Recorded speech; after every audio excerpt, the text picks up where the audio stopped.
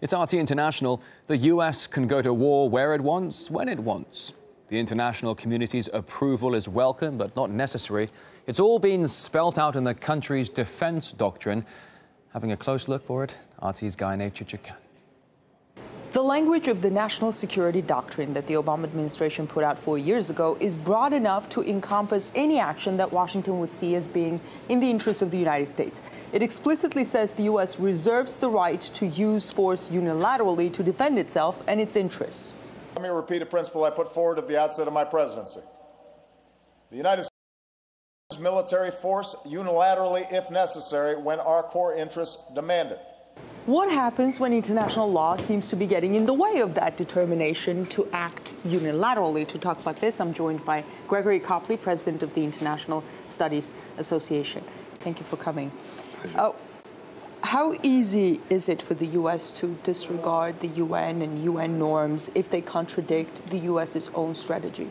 Well, the U.S. has, throughout the last 60, 70 years, been able to either lead the United Nations in forming an international coalition or an international set of opinions, or, when necessary, just disregard it. It does refer to international law consistently, and this national security strategy document refers to a norm, a UN norm called responsibility to protect, which says a state's sovereignty should not prevent the international community from interfering when the given state fails to protect its citizens from mass atrocities. What does international community mean for the U.S.?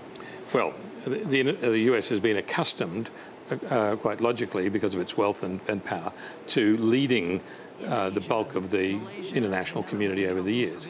The policy on right to protect, the R2P program, as they keep talking about it in the State Department, is used basically to reinforce where the United States wishes to interfere for ideological reasons. With this current administration, which is unique in U.S. history, it sees a very ideological mold in its right to determine the moral positions of countries around the world. And it's not just in the Middle East that we see this. We're seeing it heavily in Africa too, where the United States feels that it needs to bring certain African leaders and so on, and Middle Eastern leaders, to the International Criminal Court, bearing in mind that the United States is not even a member of the International Criminal Court. So it does, in that dichotomy, see itself as using the tools of, quote, international law while being immune from those tools themselves.